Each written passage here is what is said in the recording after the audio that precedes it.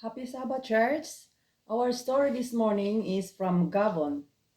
The official, uh, the official country name of Gabon is Gabonese Republic, and then the language is French.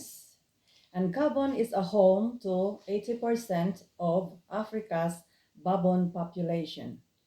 Our story is about a young man who loves gambling. So the title is Betting on Horses. His name is Christophe Mesta May Owano. Horse racing caught Christopher's fancy when he was 27. Christopher's, a math teacher, had become infatuated with betting on horses while studying at University of in France. When he returned home, he found that horse racing also had become a popular pastime in Gabon. But no one went to the tracks to bid. Instead, they went to the roadside kiosks where they could bid on live races televised from France. Father took Christophe to the kiosk to bid. Christophe didn't have a job, so father gave him money so they could play together. Son Christophe was betting 5,000 Central African francs and 10,000 US dollars every day on the horses. He neglected meals and sleep in order to try his luck on the horses. Seventh-day Adventist friends in Gabon's capital, Libreville, noticed Christophe's fascination with gambling and cautioned him against it. Christophe didn't want to listen to them. It's a game where you can exercise your mind, he said. You have to know math in order to play. One Sunday morning, Christophe lost 3,000 francs on a horse race at a chaos. Returning home, he double-checked his betting forms, and realized that he had failed to bet on a certain horse. Seeing that he still had 2,000 francs, he went back to the chaos. As he stood outside the chaos filling out the betting forms, a car veered off the street and struck him and two nearby women. The driver didn't stop and sped away. Kind strangers rushed Christophe and the two women to the hospital. One woman's son died. Minutes later, the other woman died.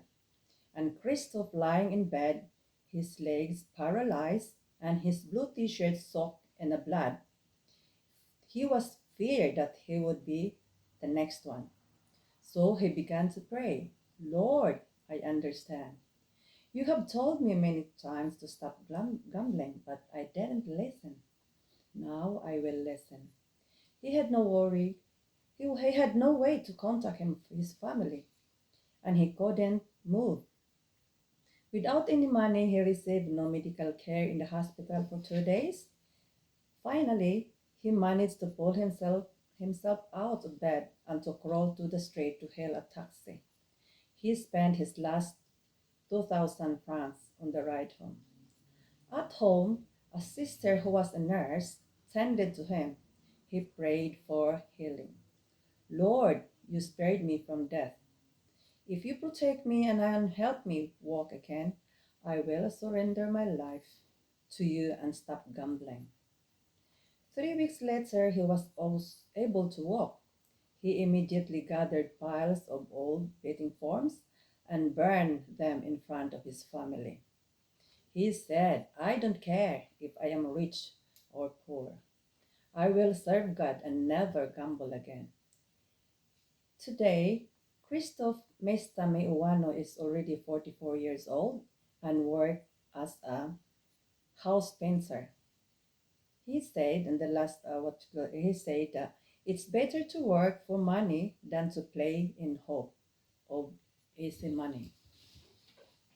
3 years ago, that was 2017, our 30th Sabbath offering helped contract a high school for 280 students in their hometown, and we are so thankful to us. And for this 13th offering for this quarter, will help to build schools in two of their African countries. Guinea, and Liberia. This is our story this morning. Thank you.